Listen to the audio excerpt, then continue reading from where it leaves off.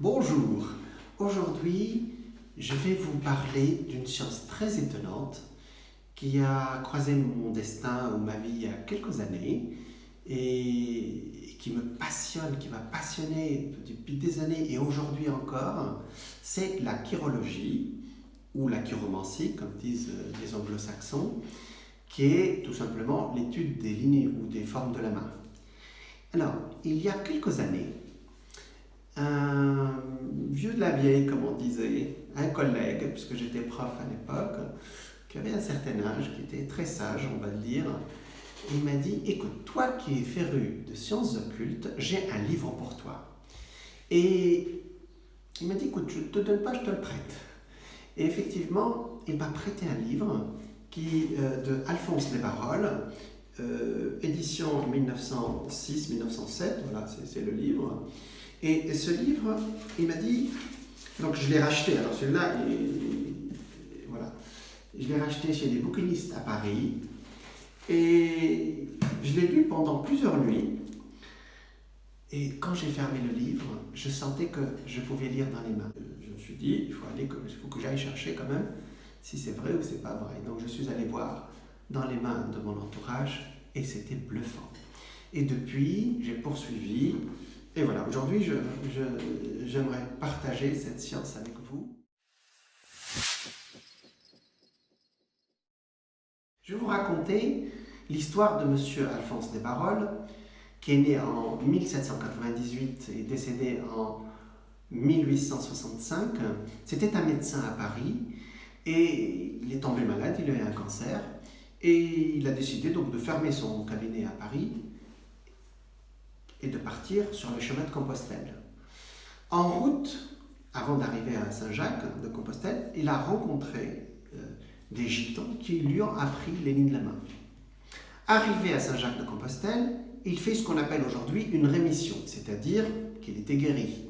Donc il est rentré à Paris et au lieu de réouvrir son cabinet de médecin, il a dit « Moi j'ai appris une nouvelle science, il faut que j'aille l'expérimenter ». Donc il a pris son carnet sous le bras, est parti voir ses copains directeurs des hôpitaux de Paris et aussi des prisons, de la conciergerie. Et dans les hôpitaux de Paris, il a pris son carnet et il a regardé les maladies. Les maladies des reins, voilà ce que j'ai vu, la maladie du cœur, etc. Donc vous le trouverez dans son livre. Et où je vous en parlerai peut-être un jour.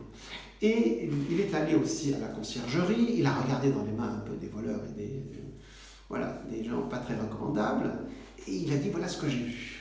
Après, il a ouvert un cabinet aussi, il était très connu à Paris, et Napoléon III, l'empereur Napoléon III, l'a consulté aussi. Bien sûr, on lui a annoncé la catastrophe, mais je pense qu'il n'a pas bien compris. Mais ça, c'est une autre histoire. Donc, c'est pour dire que la chiromancie ou la chirologie, c'est une science empirique, c'est-à-dire qu'il faut regarder dans les mains pour apprendre.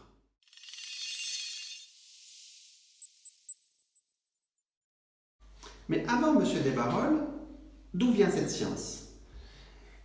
La chirologie vient des peuples de l'Inde, elle vient de l'Inde, où elle s'est développée il y a 3000 ans, et ce sont les peuples nomades, comme les gitans, puisque les gitans, aujourd'hui on sait qu'ils viennent de l'Inde, et qui l'ont transmis aux peuples arabes, ou eux-mêmes aussi sont arrivés en Europe, et ils l'ont transmis aux peuples européens.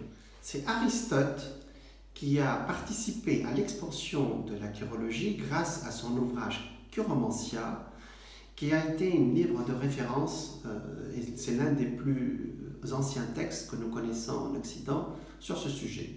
Hippocrate aussi, le père de la médecine occidentale, utilisait la chiromancie pour affiner ses diagnostics médicaux. C'est l'Église chrétienne qui causa le déclin de la chiromancie ou la chirologie avec, en l'an 305, un décret papal qui l'a interdit, mais ça ne l'a pas empêché de se développer dans le reste du monde et notamment dans le monde arabe.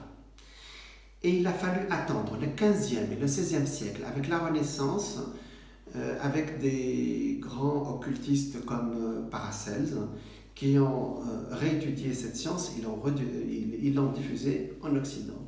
Mais c'est surtout au XIXe siècle, avec toutes les sciences empiriques de l'époque, de l'époque industrielle, où on a pris la chiromancie ou la chirologie en tant que science humaine et on l'a développée, et notamment avec l'arrivée de M. Desbarolles aussi. Il y a d'autres scientifiques qui ont pris cette science, qui ont étudié cette science, et aujourd'hui il y a des universités qui ont des départements de parapsychologie qui étudient la chiromancie ou la chirologie et qui donnent des résultats exceptionnels.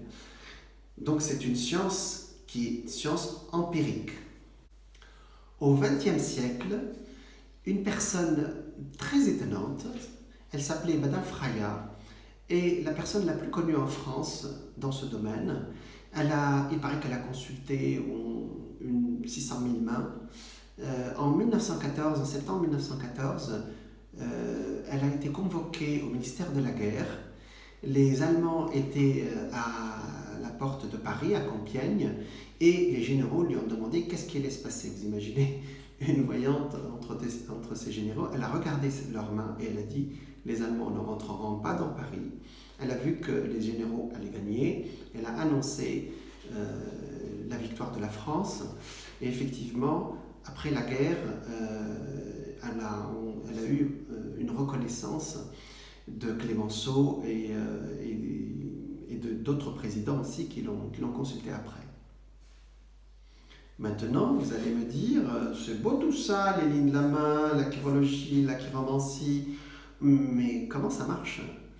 Est-ce que c'est intéressant que je lise dans les mains de mes proches ou dans mes propres mains ? Qu'est-ce que ça va me donner ? C'est ce que nous allons voir maintenant.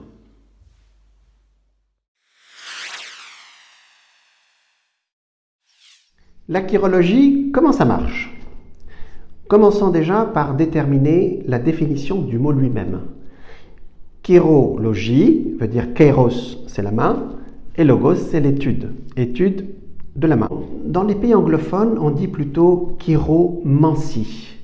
Kéros, c'est-à-dire kéros, c'est la main, et mancie, une mancie, c'est-à-dire une méthode de divination. En France, on préfère plutôt le côté psychologique. Donc, on a évacué la mancie, c'est-à-dire la divination, et on étudie la main, très scientifiquement, il faut le reconnaître, par la forme des doigts, la forme de la paume, voilà. Et on en déduit des théories sur votre personnalité. Par exemple, si vous avez une main chaude et sèche, ça veut dire que vous êtes un organisateur, voyez. Si vous avez une main froide et sèche, vous êtes un théoricien. Si vous avez une main chaude et humide, vous êtes un passionné. Si vous avez une main froide et humide, vous êtes un sédentaire. Oui, mais moi je vous donnerai quand même les deux. C'est-à-dire, on commencera par voir sur le plan psychologique, et après, je vous donnerai quand même quelques détails sur le plan des constatations de la mancie, c'est-à-dire d'une autre science venant d'ailleurs. Alors, vous allez me dire, mais attendez, comment ça marche ces lignes de la main ? Alors, il paraît, ou l'étude de la main, il paraît que notre personnalité, il paraît même, je pense que c'est sûr même, notre personnalité suit, notre corps suit notre personnalité en entier, y compris dans notre main.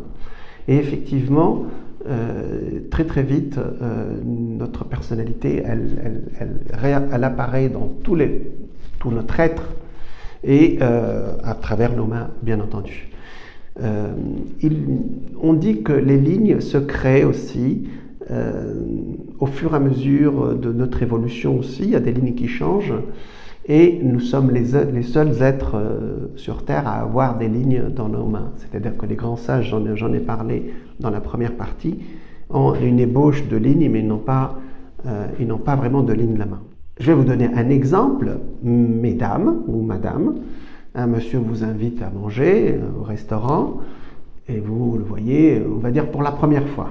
D'accord ? Vous l'avez vu, voilà, peut-être entrevu dans d'autres circonstances, et là il vous invite. Alors s'il a des doigts, déjà par la forme de ses doigts, vous savez déjà qui il est, enfin entre guillemets, en tout cas la personnalité générale.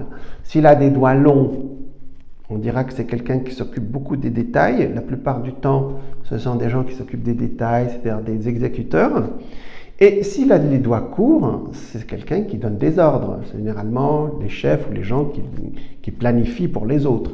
Napoléon, si vous regardez bien dans les tableaux qui le représentent, vous allez voir qu'il a les doigts courts. Vous allez dire comment ça se passe ça? C'est très simple. Vous regardez la paume et les doigts, vous allez voir que les doigts sont plus courts que la paume. C'est très facile. Ou bien, il y a des gens qui ont les doigts plus longs que leur paume, donc ce sont des gens qui s'occupent des détails.